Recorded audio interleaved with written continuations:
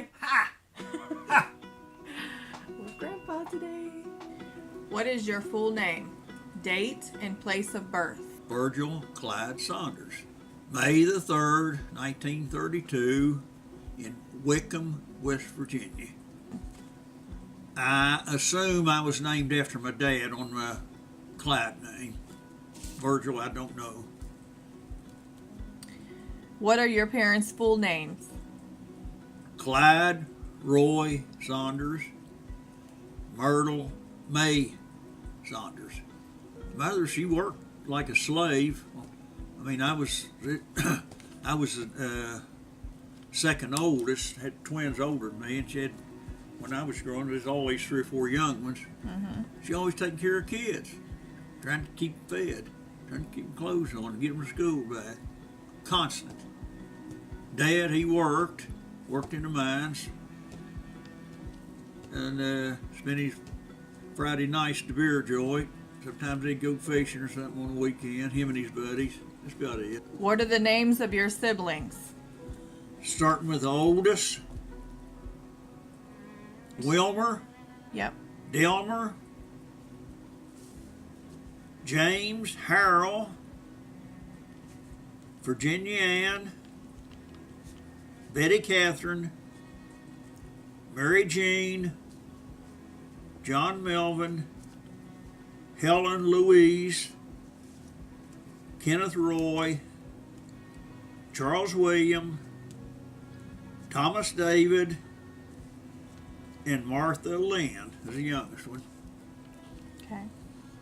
Describe the house you grew up in. Oh, well, it's just an old company house.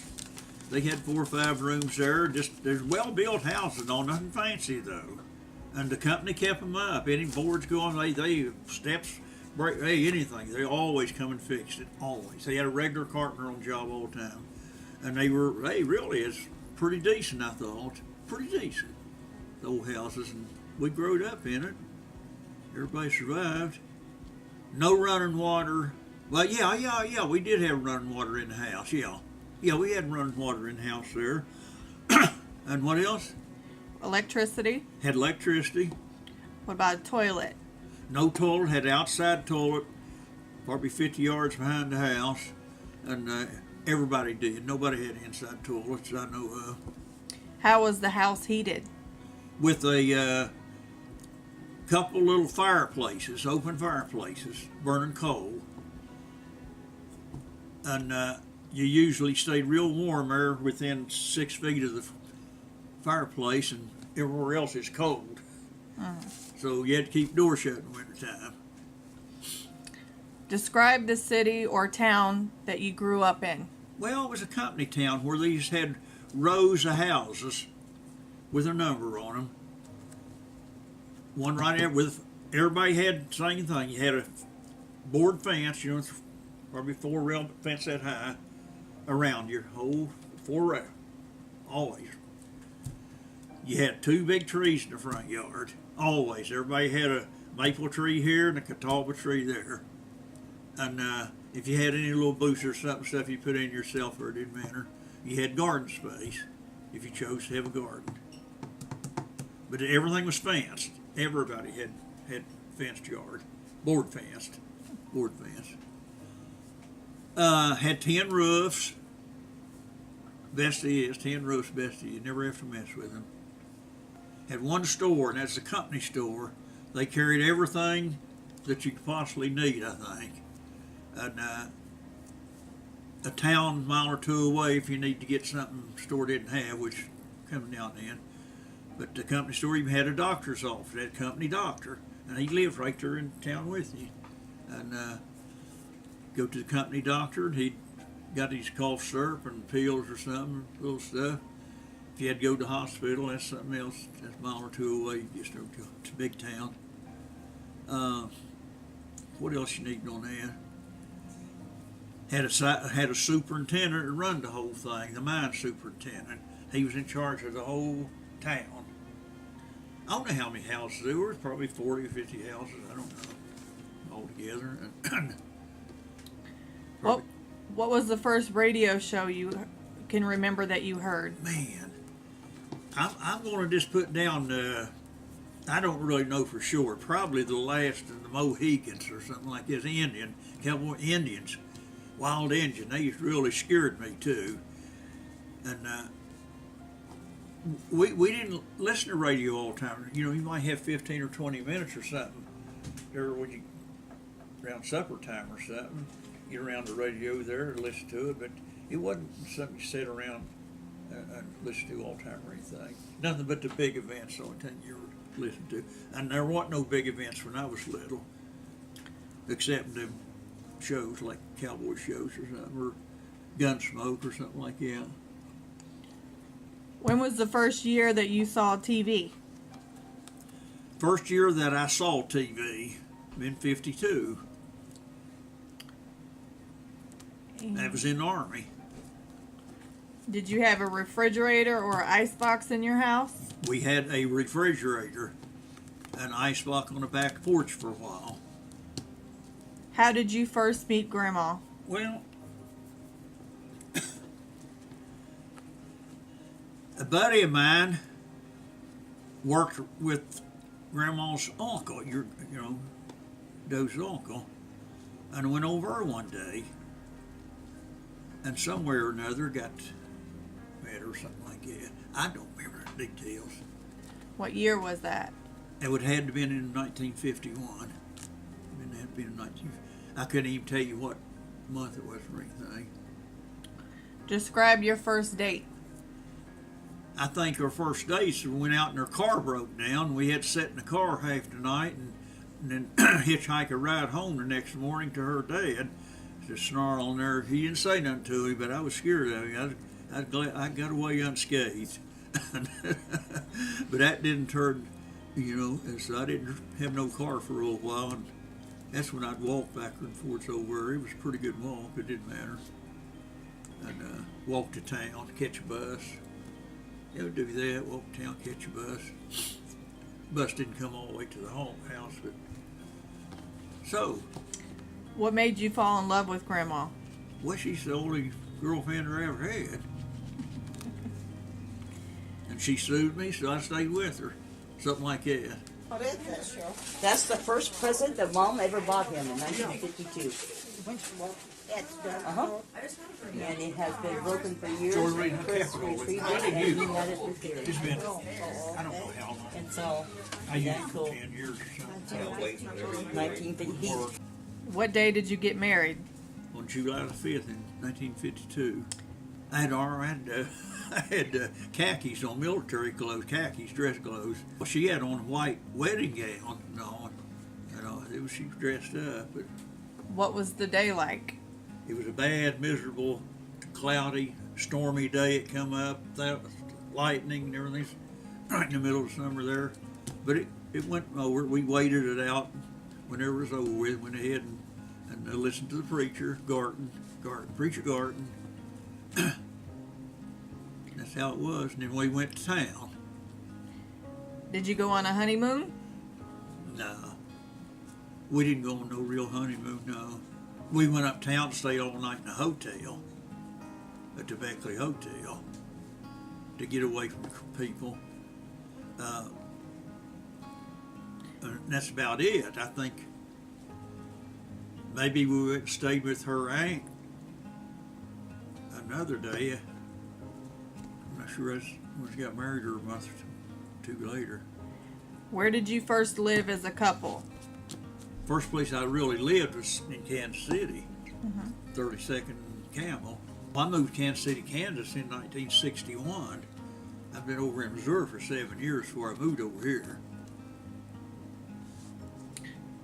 Describe a part of the 63 and a half years that you were with Grandma. Describe. You said it was hard. It was hard for a while.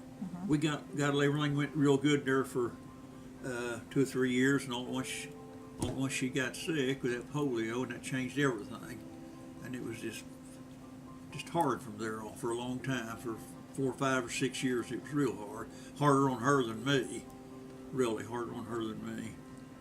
And eventually, after she got where she can get around, got independent, going places, got better, She done that up until she passed 10 years or something, and went downhill. Had post polio. That's what it was, caused that, most of it. I don't know. It's just ordinary. Here we had a lot of people come in. I mean, she cooked for 6, 8, or 10 people almost every day of the week. We had 6 ourselves, plus her dad was here every weekend practically. And I had my brother and his wife and a couple of kids. They would be out here 2 or 3 times a week. You know, get out of town where it's hot and everything. Come out here where they can play and run and sit in the shade and eat. She fed them people. Went on like that for years and years. What are your children's names? Sharon, Cheryl, Donald, Ronald. I didn't count the first one. I had one die to start with, named Doris. She didn't get out of the hospital either. Describe your work history. What was your first job? After I was married, the only job I ever had was working at a dairy for 40 years. But prior to that, I worked for a gas company, a natural gas company, helped digging pipelines and stuff like that. And after that, for a short time, I worked for a lumber company as carpenter helper for a while, and then I went in the military. Then everything changed. What were your daily activities like at Fairmont? Oh man, how can I say that? What was my daily activities? Just packaging, putting milk bottles in a crate, just bang, bang, bang, bang, fast as you can go, you know. Working in the bottling plant part, and then you clean up after that. And hope you don't get all cut up, with glass all over the place. You burn all the glass, you know, broken glass. The machines, they tear these bottles up, bang, bang, thousands of them a week. I don't know, it was different. But after a while you get on to it, you don't pay no attention to it. It's mind-boggling to start with. Oh, I never see a mess in my life like that. And after a while I was doing it. Then I got where I would process. And I've done that since 1961, up until, except for a short time, up until I retired in '94. I mean, I could have stayed on it, but it's a mind-boggling job to me, but I could handle it. And I've probably done it for 20, 25 years. I started doing it at Foremost.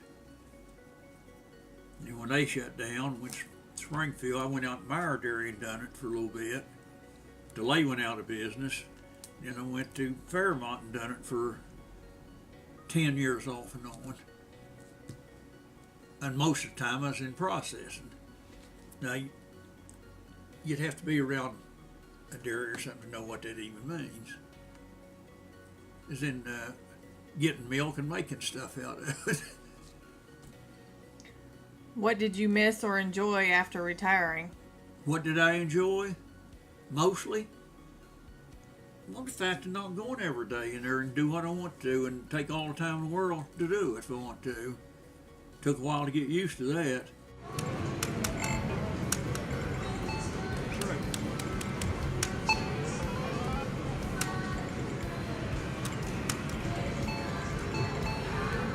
You play that awful fast.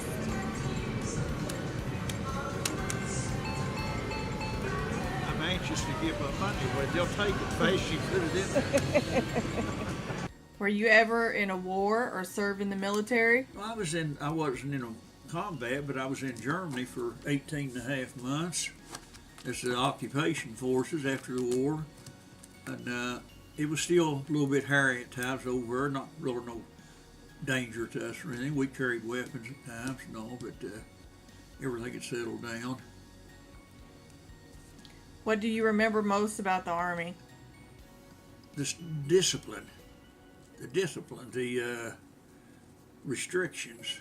what else can I say? You know, and bodybuilding, and all, get staying in shape and all. You every day you exercise. No, you get out here and run day and night. Wouldn't pay no attention to it, and you got tough as nails. Yeah, really. You didn't realize that and everything like that, but it's good for you. Good for you.